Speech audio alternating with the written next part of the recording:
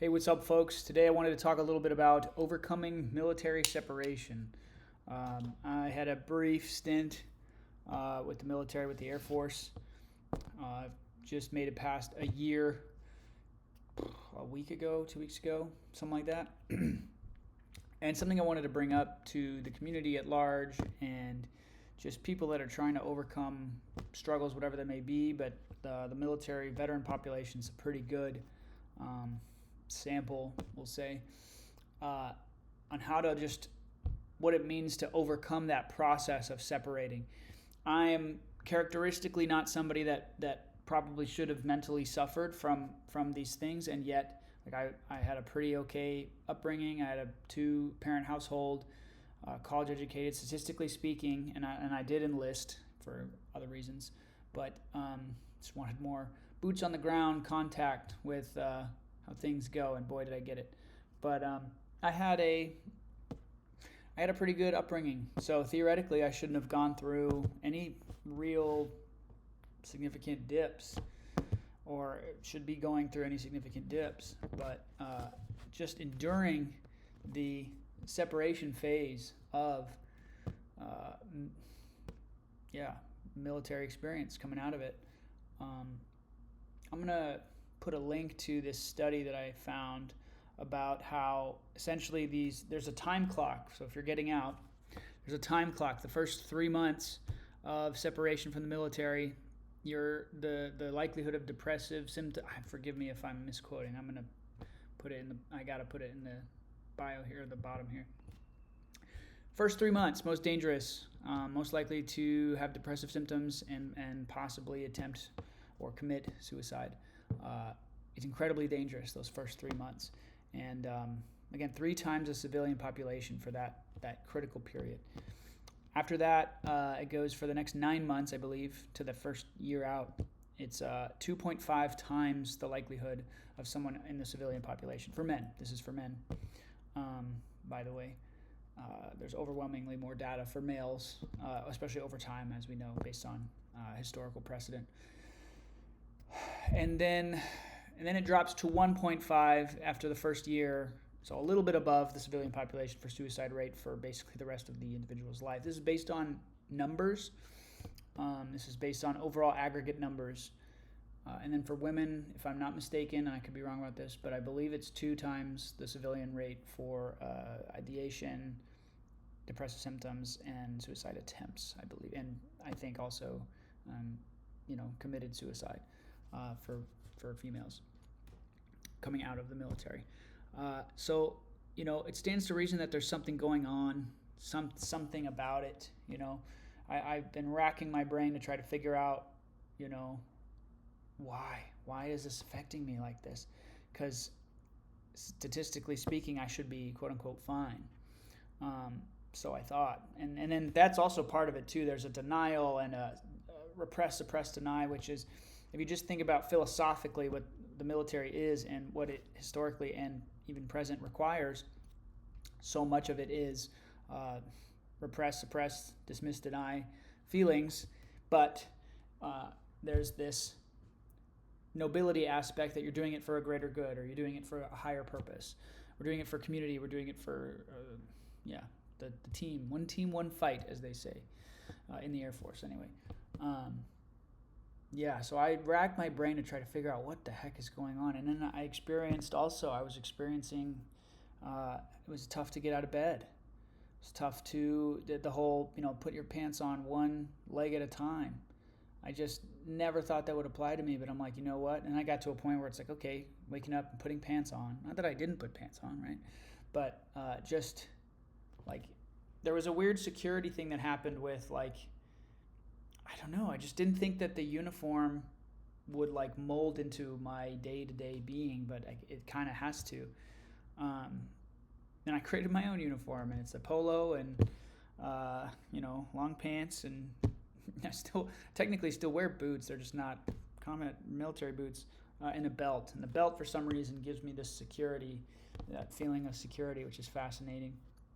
And you could argue that part of this is just growing up and maturing into a functional civilian adult. You can make that claim as well. But there's also some studies, and I see if I can find this one, about how your attachment style is correlated with the likelihood of depressive symptoms experienced over time. So basically, secure attachment individuals, I think it's like 30, I'm just spitballing here. I don't know, 30%, like 10 to 30% experience negative separation, negative thoughts, feelings, whatever. And then it's like anxious, and then like avoidant, and I think it's, was it fearful avoidant is the one that combines all of them. And then that one is like, if I remember correctly, like way above like every other one for depressive and anxious symptoms. So if you're coming out of the military and you're thinking to yourself, shoot man, like I don't know why all this is happening, that's part of it, is that there's this tendency to deny thyself, not in the good way, not in the spiritual way, but like it's just you do whatever they need, whenever they need, however they need it, and there's not really a lot of choice that you get back. And they do that for years. Now I had a small thing. I think I've heard the shortest you can really serve and like fully completely is like 2 years. I think most is 4. Like it's like the average, And then other people go 10 to 20 years. It's very, very impressive when they can do that. However, it does come at a cost.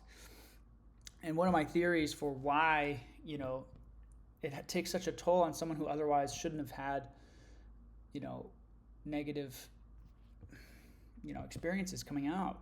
Obviously, there's the culture thing. There's the there's culture. Like just God, there's so many things. One is I joined just after COVID.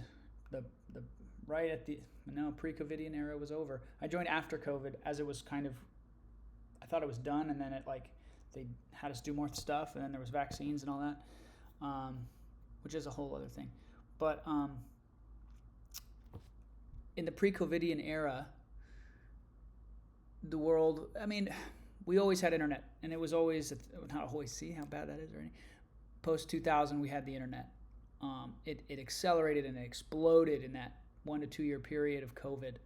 And it really has changed the way that everybody interacts. It's that 1 to 2 year quarantine period for different states, different rates, all that. They had serious delays in their development.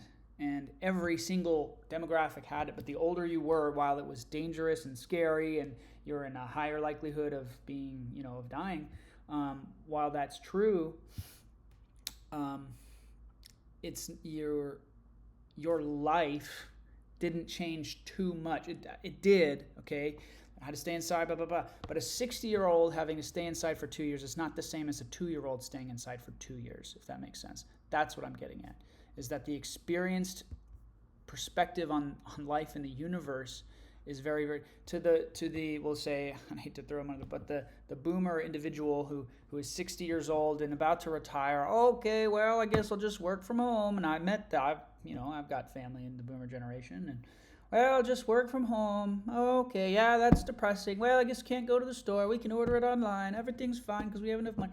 What if you were 18? What if you were 25 and you're almost dating people you wanted, and then you find out that your philosophies are so radically different, how to handle what evidence you're looking at, and how do you raise kids? It was already a thing, but now what happened was that the algorithms for all these media sites, every site shoots a different algorithm at a different person. You don't even know when you're talking about one video that they're going to know about the next video or the next creator that you're talking about, because men and women, I'll be honest, I don't really know what consumes women's feeds, but I found out, I guess, makeup tutorials are a huge thing on female YouTube. And I don't know, for men, I guess all sorts of stuff, guns, sports, and extreme sports. I'm trying to think of like guy stuff, but that's all I can think of: guns, sports, and meat. That's all I can think of. But that's that's feeding back to me interests and things that I've been aware of and that I'm into, and maybe some politics and current events or all that. Not always this, and also too differently. Like a post-menopausal woman and a young, graduating high school. These are they've always been different, but they used to meet in the middle and I'm here at the library and there's older folks there, or I'm going to a family gathering, which you could do for 2 years, So there would be overlap and interplay, and then the men and the women haven't really been talking to each other for that period. Not, and if they did, it was not like it was in any time before COVID. Um, it's just such a developmental destruction. Anyway, so the reason that that's important is because you join at one phase of the world, of life, of the way things work, and then when you get out to 4 to 20 to 10 to 20 years later, because it's totally different. And the reason that's a problem is because you have expectations and understanding, like I served under these circumstances, this is what I was protecting, and you get out and it's something completely different. Now, whether it's a political decision, there's a new person in office, whatever, but that radical change contributes to the the hard shift that a lot of people they're just not aware of. They're just not aware of it. And you don't really think of it because you're like, oh, it's not going to change that much. But most humans don't just get in a time machine, put on a uniform for 4 years, and then are in this alternate reality, which, yeah, okay, there's a lot of bases, in a town and all that. But if you're in a training environment and you're not allowed to leave because they say so, you don't leave. So you're in this parallel universe to what everyone else is experiencing. So I get out and I don't know, my social skills were just so atrophied. I was in a desert for a long time. And deployed to a desert for a long time with lots of people, which, the way that it was done, and understandably so, because you're wearing a combat boots and a uniform in a foreign country that may perceive you as something different. But, it felt like, there were times when it felt like an open air prison. There were like a good month, at least for my case, was like locked down just because of threats and all that. There were other guys, I had a friend who was stuck on base for months. I mean, he was supposed to be a 4 or 5 month, became a 6 to 7 month, and then it became like an 8 month because of lockdown, because they were taking fire. I can't remember exactly what the details were, but it's just different strokes, different folks, right? Different things happen, and they have different experiences. But one of the big things, again, is that cultural shift. You join under one pretense of how the world is and is going to be, and then you come out and the world is a different way. And so you're getting this accelerated because you're like, oh, that old person. Well, you can turn a 18-year-old, 18 to 22, and then that's the time when they would have otherwise gone to college and they didn't do all the experimenting and partying and socializing, even just socializing, and just like not have that, you must do this or you're going to prison, which not everyone in the military seems to care about. But and there are examples of people going crazy, obviously, in the military, and it's not everybody, but just there's this tension over everything that you do, in some way feels that and is being monitored more or less. Accountability is a big word that's thrown around a lot, sometimes rightly, sometimes not. And you just see things, and you get to know the nature of people in different mental states, and what's tolerable and what's not in a large organization. That's there's so much that goes on in that. But the biggest one, I think this goes for everybody. Many people, and because I met a lot of young people, many people are joined to get away from a home or a life or they want to go. They want to get going. They want to go somewhere and start life and all that, which is funny because in some sense it works. In the other sense, it's like out of the, what does it say? Out of the pot in the frying pan or something like that.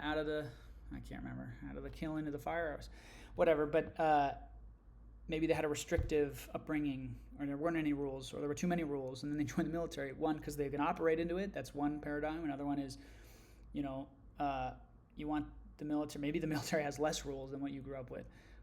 I can't say what that is, but you learn to adapt to it, and then everybody basically gets trauma bonded in basic training, more or less.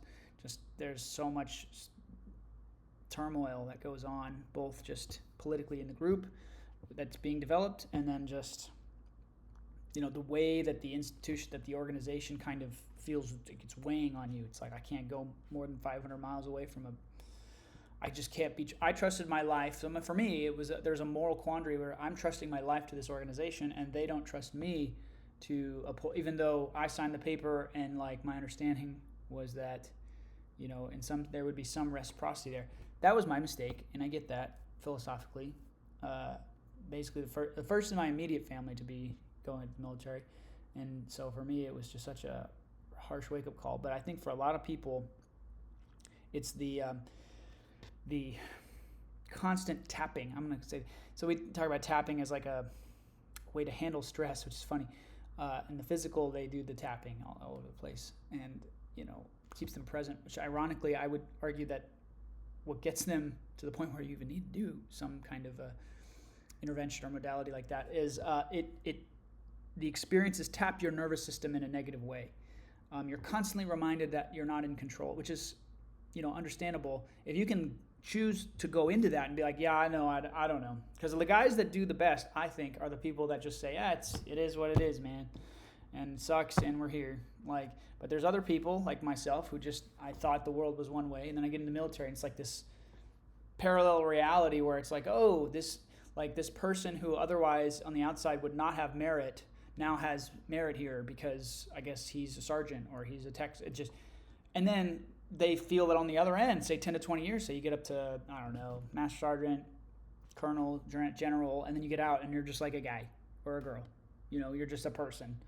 And all that stuff that you knew, basically no one else knows. They never knew what you were. It just didn't matter. And you never had time to cultivate yourself, because the whole point of the military industrial complex or the military service is you're sacrificing oneself for this large organization, or they're like the greater good. So there's an aspect of you that this self-development that gets lost on the way, and that can get, really dismissive, and it can get destructive to yourself. And big surprise, if you've suppressed your emotions for 5, 10, 20, 30 years, like from childhood to 18, and I joined in 4 or 5 years, and then I left and came back because it's adjusting, especially if you have no outside influence of what it means to be an adult. Mine was the opposite. I was an adult, mostly largely functioning, and then it got flipped on its head. COVID happened, and then I joined the military thinking, well, that'll bring stability.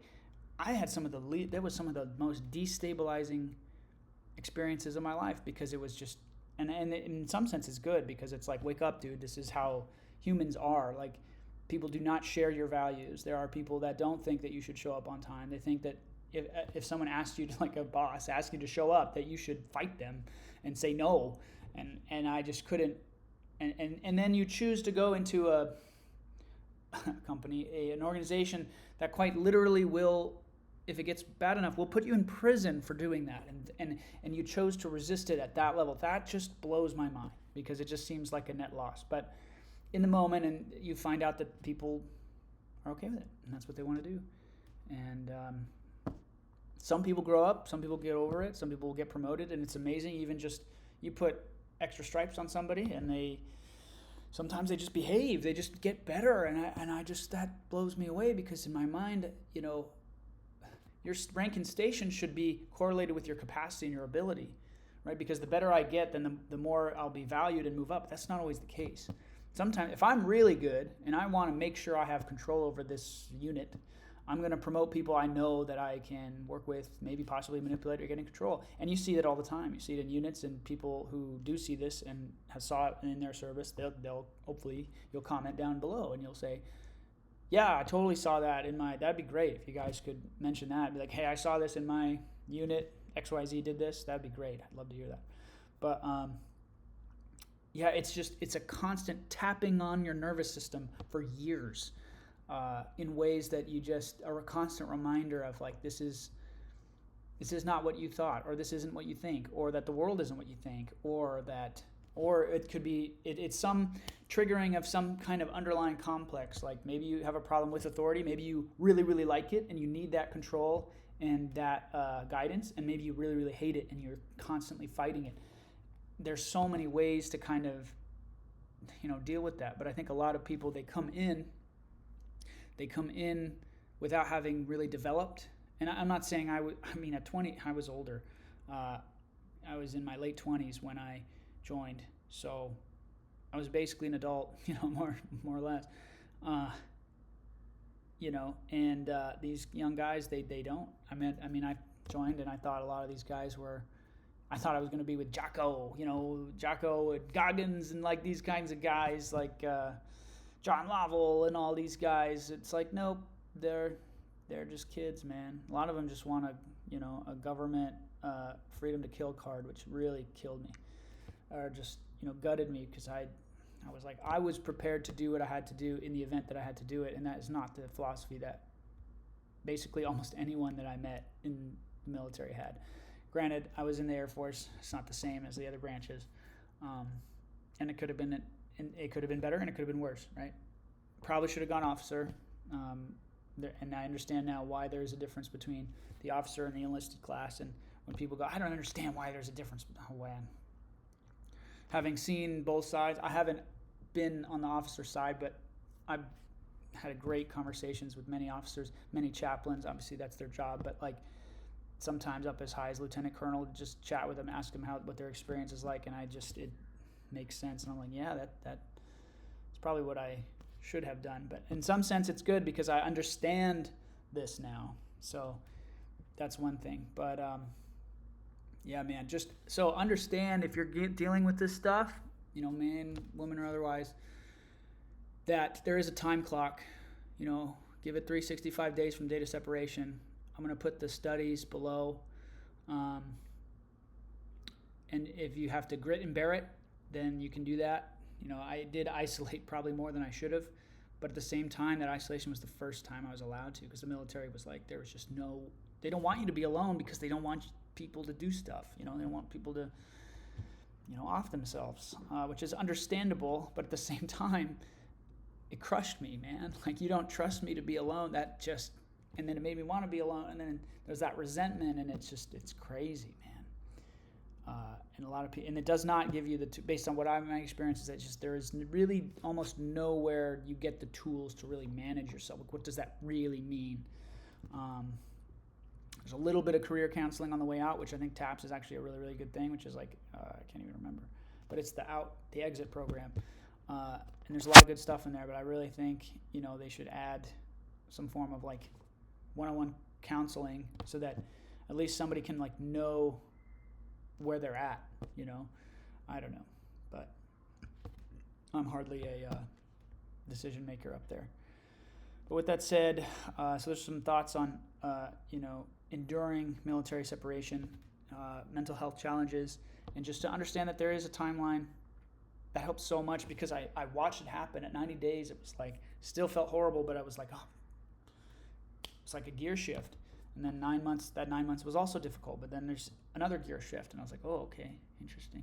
Because it takes time for the nervous system to acclimate to your environment.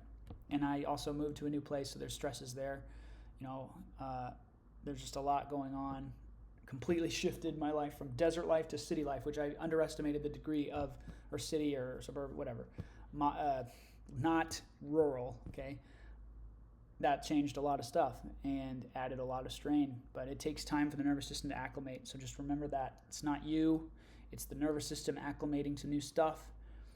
It'd be worth it to process that stuff if you can find a mental health professional, hopefully that you trust, or you can find a network of trustworthy people. That'd be very, very powerful. And it's something that it took. It was a really rough year, but and I'm not saying it's over, but I'm able to be very, very grateful for the days where I feel good, and I'm able to understand the days where I don't, and I think that's one of the key things. So if you have any thoughts on your military separation experience, please go ahead and leave them in the comments below, and I'm going to try to put those studies down below as well. Thanks so much for watching, and we'll see you next time.